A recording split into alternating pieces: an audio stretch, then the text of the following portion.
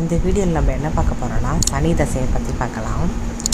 எல்லாருக்கும் பார்த்திங்கன்னா பிறக்கிறப்போ ஒரு நட்சத்திரம் இருக்கும். அந்த நட்சத்திரத்துக்கு ஏற்ற மாதிரி தான் நமக்கு திசைகள் வரும். ஸோ சனி தசை யாருக்கெல்லாம் வரும்னு பார்த்திங்கன்னா, பிறக்கும்போதே நீங்கள் பூச நட்சத்திரம், அனுஷ நட்சத்திரம், இல்லைன்னா உத்திரட்டாதி நட்சத்திரம். ஸோ இவங்க இந்த 3 நட்சத்திரத்துக்கு பார்த்திங்கன்னா பிறக்கும்போதே சனி தசையில் தான் பிறப்பாங்க. ஸோ அதில் பார்த்திங்கன்னா மொத்தம் உங்களுக்கு 19 வருஷம் இருக்கும் சனி தசை. ஸோ அதுக்கு அடுத்தது பார்த்திங்கன்னா உங்களுக்கு சனி தசையில் ஒவ்வொரு எல்லா தசையிலையுமே ஒவ்வொரு புக்திகள் வரும். ஸோ ஒரு புக்திக்கு ஏற்ற மாதிரி நமக்கு பலன்கள் மாறுபடும். தசா புக்தி பலன்கள்னு நம்ம சொல்லுவோம். ஸோ என்னென்ன மாதிரி பலன்கள் நம்ம எதிர்பார்க்கலாம் பொதுவாக சனி தசையில் அப்படின்னு பார்த்திங்கன்னா, ஃபஸ்ட்டே பார்த்திங்கன்னா அவங்களோட லைஃப்பில் சின்ன வயசுலேருந்தே கஷ்டங்கள் அதிகமாக இருக்கும்.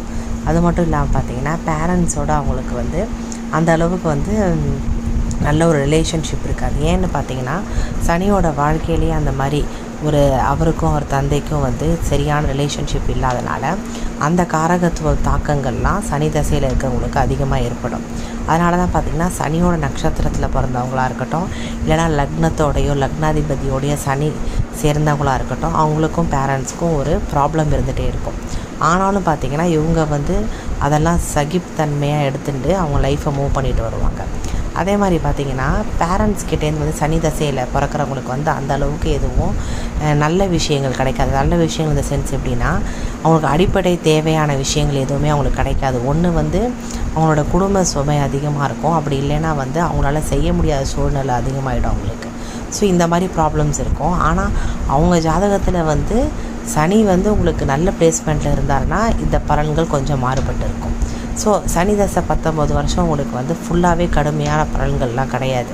இப்போ பார்த்திங்கன்னா நான் சொன்ன 3 நட்சத்திரத்தை தவிர உங்களுக்கு பார்த்திங்கன்னா இப்போ நீங்கள் சூரியனோட நட்சத்திரம் எடுத்துக்கோங்களேன்.